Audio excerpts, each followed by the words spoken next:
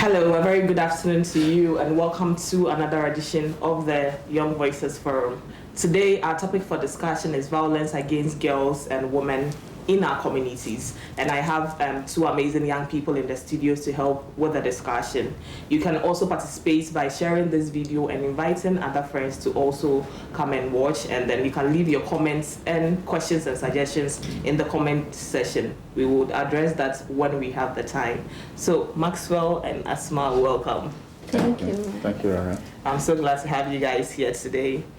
So the conversation today is about violence against girls and women in our communities. So when we say violence against women and girls, like what comes to your mind? Yeah, so when we say violence, in the first place, we are talking about any form of treatment that hurts the person that the treatment is being meted to. So talking about violence against girls and women, in that context, we are narrowing it to any form of treatment that is being meted to these people, and they are mostly unpleasant. So we have various forms of violence and abuse, and then they come in diverse ways. Some of them are emotional. So we would come to that. I would like to take Asma's view on that too, and then we'll come to the various forms of violence. Asma, your thoughts, please. Just like Max said, violence is just doing something to some. It could be a pain you inflict on someone to take that person attention. So violence is just basically what you do to someone to hurt that person feelings and also. All right. So we are narrowing violence down to our homes. So what forms of violence occur in our homes? Yeah, so at home, the forms of violence that occur range from emotional, like I was saying, emotional to physical, economical, and psychological. So emotional in the form of you say something to a woman or a girl, and these are usually the what do they call it? The perpetrators are mostly men, although they are also victims sometimes, but largely we have men and boys being the people who are rather abusing people. And like I was talking about the forms, it could be physical, where you physically hit a girl or a woman. It could also be psychological, where you say something that hurts the person's feeling. And we also have the very key one that is the economic form of violence, where you deny the woman the opportunity of carrying out activities that can make them earn some money. And in some cases, the woman earns money and still is obliged to present it to the man, and the man will manage it and all of that. So basically, these are some of the forms of violence that occur at home. Okay, Asma, you want to add something? I think he has said all. Okay, so dwelling on emotional, people like to think that when we talk about violence, it's strictly just physical. But do you also think that emotional abuse hurts just as much as physical abuse? Yes, it hurts more, because in some situations, someone being hurt, especially women who don't have their voices to come out and say, what you said to me is so painful, I can't bear it, because she's a woman and her voice is not being recognized. So I think them keeping it to themselves can even lead to this depression we are facing day in, day out. So I think with the emotional, a lot of women are at pains. All right. So who are the most affected by these forms of violence?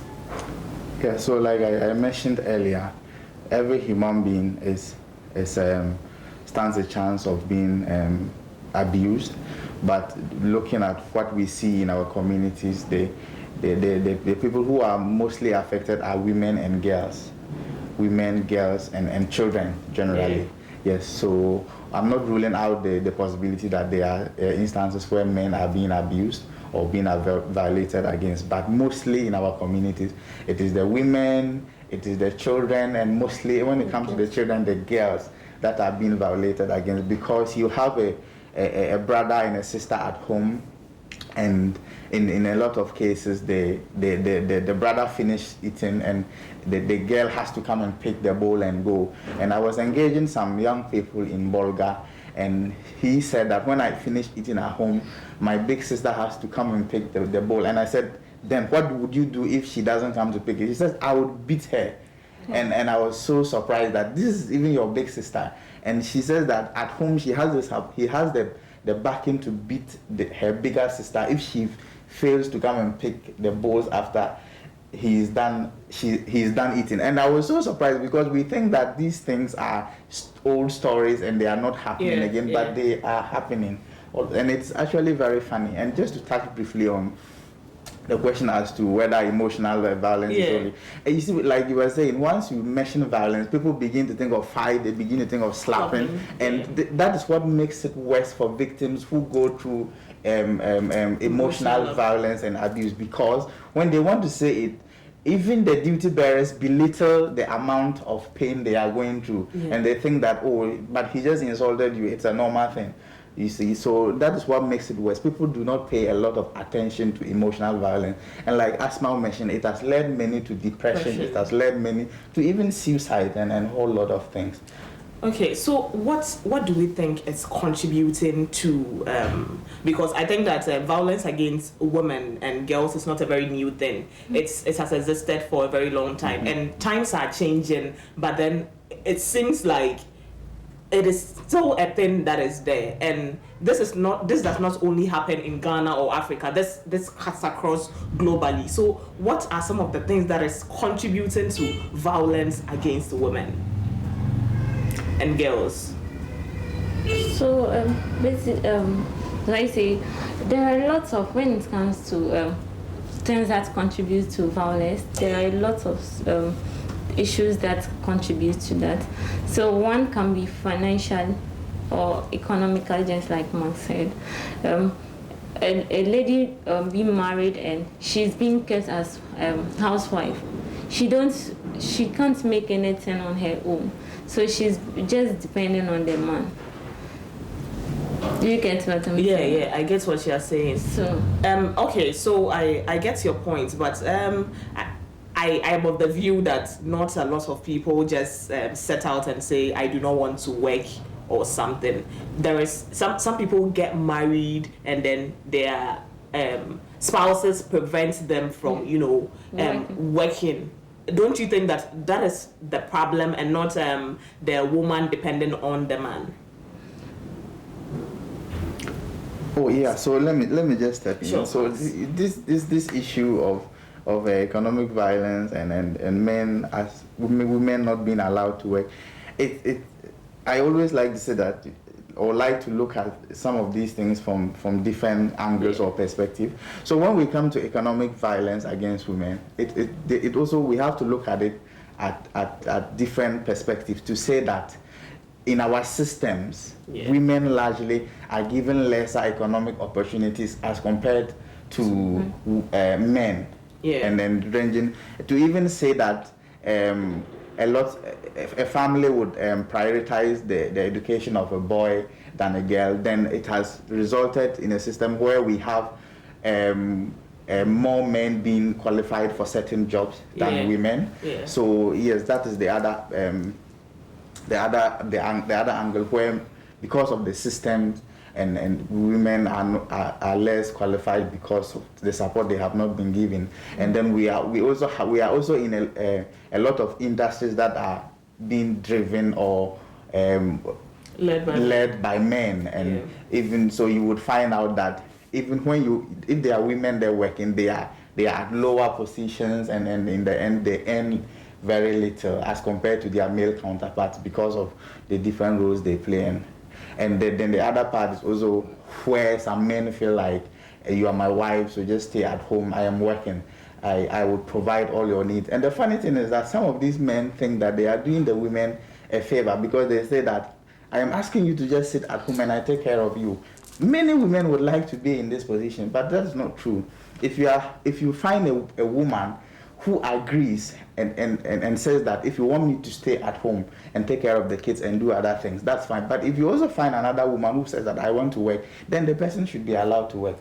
Okay, so this stay at home thing. So the last time I was surfing the internet, and then I came across this quote that says, we do not have women who do not work. We just have women who are not paid for their work. And somehow it resonated with me so much, because it's not like women that stay at home are not doing anything. So imagine you hire a nanny to take care of your kids. That would be paid for, right? Yeah. And women that stay at home, take care of their kids, do a lot of things in the home front, trying to hold the home down. So I do not really believe that women who are at home, they are not working. They are working, but the job they are doing, they are not being paid for it. That was just by the way. So still on the conversation, can we say that some cultural practices are the reason why we have a lot of violence against women and girls? Of course. So you see, violence comes basically from conflict. Yeah. Conflict arises everywhere at every time. But then, like you were saying, the cultural beliefs of the people would influence the action or the reaction of the people involved in the conflict. So yes, the culture that we have grown up in allows men to dominate in so many instances, especially at home. You get it? Yeah. Where the woman is not supposed, or the girl is not supposed to speak her feelings loudly. She's just supposed to keep quiet and submit and be a good wife. And some of the men and some of the people around take advantage of these arrangements available, and then in the end they abuse women in different forms. So certainly everything that happens to the individual is greatly influenced by their culture, and in that regard abuse or violence against women is not exempted. So our culture plays a very key role in the forms of violence and the rate of violence that are meted to women and girls. So just to add to what, so with culture, yes, it's really contributes great in violence. So there are some positions in our community level that women cannot take. Just like a woman vying for assemblywoman, the community itself will not. They will feel like, oh, to control it. So with this one, even the younger girls growing up, they feel like I can never be the assemblywoman in my community. The queen mother does not have voice when it comes to making decisions. So I think it's really contribute greatly to violence. Okay, so Max, have you heard of the Trokosi system? Yeah, I think I've come across it in a number of places. Okay, so I think I am partly aware, so I can speak. I cannot pinpoint to other cultural practices in other, so I'll speak to what is mine. So the Trokosi system is sort of a system whereby they say someone offends a god. Mm-hmm. So like a family, an uncle has offended a god.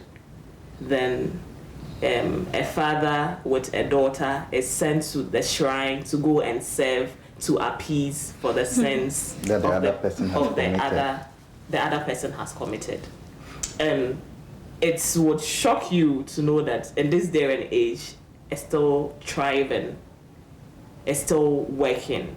And people say, so a lot of freedom of young girls have been curtailed because Trokosi system at the shrine there is no school.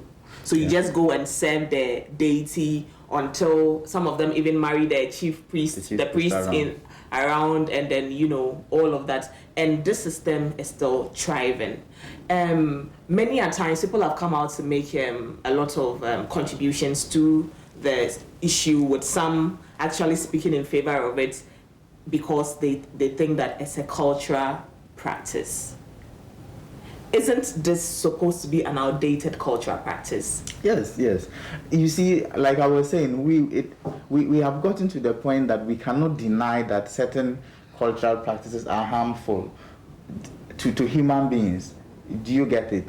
So if you find a certain cultural practice like the trochasy system you have explained, and we I don't know what justification you would give to it. In other cultures, a similar thing would be where the male wants to get married, and because they have to pay the bride price, the female has to get married first, and they take the female's bride price for the male to pay the bride price of his woman. So these things, they are outdated, they are outmoded, they are not helping us. You cannot run away from it. Do you get it? Yeah. Because it is high time we all admit that. So for instance, if you take a girl to the shrine to serve for 3 years, you have cut her off education, you have cut her off development. Oh, they actually don't serve for 3 years, they serve for a lifetime. It's a lifetime. It's a thing. lifetime. I mean, certainly you cannot, I don't know what basis you would stand to want to justify this. If there is any way to appease the God, I want to believe that we can find other means than cutting short a girl's destiny to go and appease the God, especially for a sin or a crime that is not hers. Do you get it? That is even the painful part. Yeah, that's the most painful part. It's not a crime or anything. It's just, and I understand that sometimes an uncle has committed a sin. That's not even like my father or anything. Can you imagine? And I have to go and pay for that sin. It's crazy. And people say that we are gradually losing our cultural values and all of that. But I believe that we have very good cultural values, but some of them, can't we agree that they are outdated? Yes. So even if you say that we are losing our cultural value and we have to lose a cultural value such as that, it is worth losing. Like I was saying, it is worth losing some cultural values that are not healthy to the development of women, to the development of boys, girls, and anybody that is a human being, and even property. You get, so we cannot stick to very unprofitable practices in the name of retaining our cultural values and all of those things. I'm not sure that this is what our ancestors and our forefathers that created the culture. I'm not sure that this is what they actually intended to achieve in the end. Okay, so what should girls and women who suffer violence do, and where can they get help? So Max, you take what they can do and where they can get help. Asma will do that for me. Okay, so you have separated it. And yeah, I'm separated it. About it. Okay, so what can victims of violence do? I cannot talk about it without actually talking about where they can get help. Yeah. So for instance, I would say that it is very practical. If you are being abused at home, the first person you would want to, especially for young people, the first person you would want to talk to are your parents. So I want to encourage that if anybody is listening, if you are a young person and you are listening, and anybody at home and anybody in the community is threatening your peace or is dealing with you in any way that you are not comfortable, the first person to talk to are your parents. You talk to your mom or you talk to your dad, depending on who you are more comfortable with. And then the unfortunate part is that sometimes the perpetrators are the people they should be talking to. Yeah. So that is the dicey part of the situation. So generally you can talk to parents, you can talk to, I know that there are certain community leaders that are very responsible. It could be the assembly member, it could be a religious leader, it could be an elder in the palace, or a respected person in the community. You have to spot some of these people and talk to them. And then, of course, popularly, the DOFSO is also available to support people. And then, because of how you have asked the question, I am really certain. So Asma will come in, and then after that, if you have anything else, Asma. A lot of young people too. Sometimes, so I came across a young girl who was. It was a counseling session where she said she was being abused by her Okay. So she couldn't voice it to their mother, but she kept on going to Arabic because the mother has to come to the house and say she always dodged, but is sexually abusing this girl. But because she couldn't talk to the mom was because the mom will come out to let everybody know that this person has been raping my daughter and she felt like the community, they will see her to be the bad girl.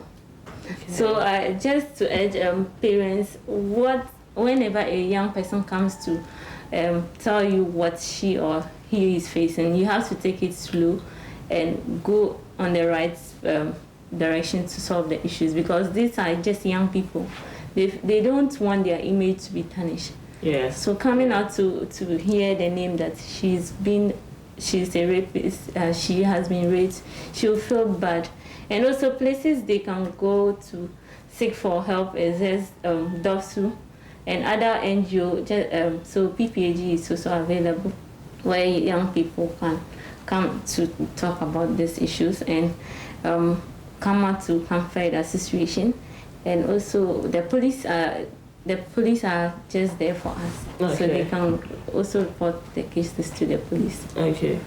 Yeah. So just to add quickly on that, and let me also mention that any young person that is listening, you should not be ashamed to report someone who is abusing you. Look, we will not mock you. We will not see you as a bad person because you have been abused. It is not your fault that you got abused. Yeah.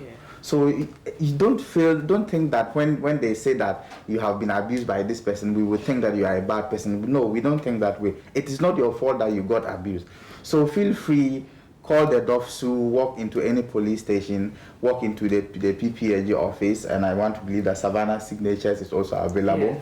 So we have some numbers available that people can call in for counseling. So PPAG, we run this Yankasa call center, which is actually nationwide, and it's a toll-free number. So the number is 0800 20 2010, 0800 20 2010. I'm aware that UNFPA also have launched the Orange Help Center, which is specifically for to support victims of violence, and that you can also call them on 0800 111 222, 0800 111 222. The good news is that these are toll-free numbers, so all you need is to have a working phone. I like to say that even if you have borrowed credit on your own quick loan, you can call them because it's free. Yeah, so still on the places you can get help, I think Savannah Signatures also has the She Plus line where you can call and then they will connect you to a place where you can get help. You can call the AGO, with UNICEF also has the AGO platform where you can also call and then they would give you the needed assistance. Still on the issue, Asma'u made mention of something that made me a little sad.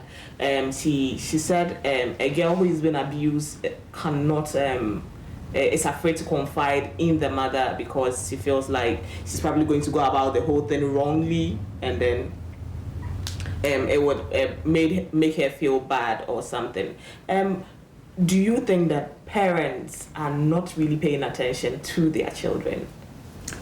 Well, there cannot be a yes or no answer to this, but because I know some parents that are very close with their children, and the children they feel very free discussing with them anything that concerns them. There are also certain parents that the only communication between them is good morning, good evening, and they will respond, how are you at school? That's all of it. But we cannot deny the fact that there are parents that are very, very far away from their children, and because of that, we continue to encourage and ask parents to improve and step up on their parent-child communication skills. As a parent, you owe your children the responsibility of being there emotionally and of being there to be spoken to, because it is clear that psychologically having a trusted person you can talk to when you are in trouble is very important, and as a parent you should be the number one person playing this responsibility. So this is happening, and even some cases it is the parents that are the perpetrators. And the funny thing is that if there's ever an instance where a child is scared of reporting abuse to the parent, then it's because the abuse is coming from a very close relative. So in the instance she mentioned, it was the community imam or the afa, and these are very respected people, and people think that they are not capable of doing certain things. So when you say that the afa has abused you, they say that many people will think that you are the one who went to seduce her, to seduce him. So we have a lot of abuse cases coming from very close relatives. It could be uncles, it could be teachers, it could be religious leaders, and all of those things. So when it happens like that, then the children are scared and uncomfortable to talk about it because I mean, how would you feel that I come to tell you that your brother, who is my uncle, has raped me? I would think that maybe you would not believe me. Yeah. So that's the sad part of it. Okay, so what can community leaders, what can people in the community do to protect girls from violence? So community leaders, they can open up themselves for them to come to report cases like this. And when cases like just like the family issue, a girl being raped by the uncle, and they bring it to the chief police, they'll feel like, oh, it's a family issue, they can solve it. Why not go to DOSU? So the community leaders have a lot. They can do a lot of educations when it comes to community gathering. And they can also, at the worship places, they can also do educations on that and open up themselves for young people to report cases like this to them. Okay. Yes. So just to add up on that, for me, one thing that is really pressing, I find pressing, and when it comes to the role community leaders can play in providing help for people, for women and girls who are being abused, number one is to avoid interference, because in most cases these people will not take the matter up. And when we have people like NGOs, when we have people like journalists and other individuals and groups that want to step in and fight for this abused person, then you have the community leaders coming in and asking that the matter should be brought home to be solved. Nobody is disputing the fact that it is very important that the unity and peace in communities be maintained. But we cannot seek to maintain all of these things at the expense of a young person or a woman who is being abused. So I want to encourage that even if you are a community leader and you cannot do anything to help, do not interfere in people who want to help to find justice for people who have been abused. And also community leaders should be there, like Asma have said, open up, be available, become a safe space that people, when they are abused, they will not be running away from you, but they will be running to you to say that this is what I have encountered, because they trust that you'll be able to help them. Okay, so we are gradually inching closer to the end of the discussion, but my final question is, how can girls and women be empowered to overcome this or to face these issues? Okay, so let me just touch briefly and Asma will come in. Yeah. I just touch, the number one thing is to, they say that knowledge is power. Yeah. Knowledge is power. And one of the key ways to give someone power is to educate them. Yes, so providing education for women, for girls, for men and boys. Let me mention this. Engaging boys and girls is very important in ending abuses against men and women and girls, because we think that when we go and talk to the females alone, we are solving the problem, but we are just tackling it halfway. Yeah. So I want to encourage that NGOs, I want to encourage that civil society organizations that are working and providing education should not focus on educating only the main victims, which are usually girls and women, but they should also learn and adapt the strategy of engaging men and boys. It's very effective. Okay, Asma. So just like Mark said, they should NGOs and other government institutions who are working to solve this issue should educate both sexual partner, both sex, that's the male and the female, and also the women. Sometimes they need to be empowered, not only some of them is because they don't have something doing. So if some of them are being gotten lifelong skills trainings, I think they'll also keep themselves busy to avoid this. Okay. So I would like you to go over you mentioned certain numbers. I would like you to go over them and then places where people can get help if they are being violated. Yes, so at PPAG we have the Yankasa Call Center, which is a nationwide toll-free number. that you can call in once you have a functioning phone. And the number to contact Yankasa is 0800 20 20 10. 0800 20 20 10. You can also call the UNFPA Orange Help Center, which is a call center dedicated to specifically dedicated to support victims of violence, and that number is also 0800 111 222. 0800 111 222. When you call, there are people on the desk or at the other end that are very passionate to helping you, and they will not judge you. They will not blame you for being abused. They will discuss with you and find ways to support and help you. Okay, so still on places where one can get help, on the Ago She Plus platform, you can call the Ago number on 5100, and then you can choose the issue you want to discuss, and you'll be connected to someone to come to your aid. Or you can call the She Plus helpline on 08000011122. So we've come to the end of today's discussion, and I would like to close it with a quote from Kofi Annan saying that violence against women is perhaps the most shameful human rights violation, and it is perhaps the most pervasive. It knows no boundaries of geography, culture, or wealth. As long as it continues, we cannot claim to be making real progress towards equality, development, and peace. So I'm sure you enjoyed our discussion today. Thank you very much, Maxwell and Asmao, for making time to come into the studio today. And I've learned something, and I'm sure other people have learned a lot too. So you can share this video. This video will always be on the page, so you can always go back to watch it. That is, if you missed out on the live session, there is a lot to learn in there. I want to say a very big thank you to the technical team too for supporting. Without them, there wouldn't be the show. And a very big thank you to Savannah Signatures and also UNICEF for sponsoring this program. So until we come your way, same time next week, my name is Rahel Enchi, and I was your host for today.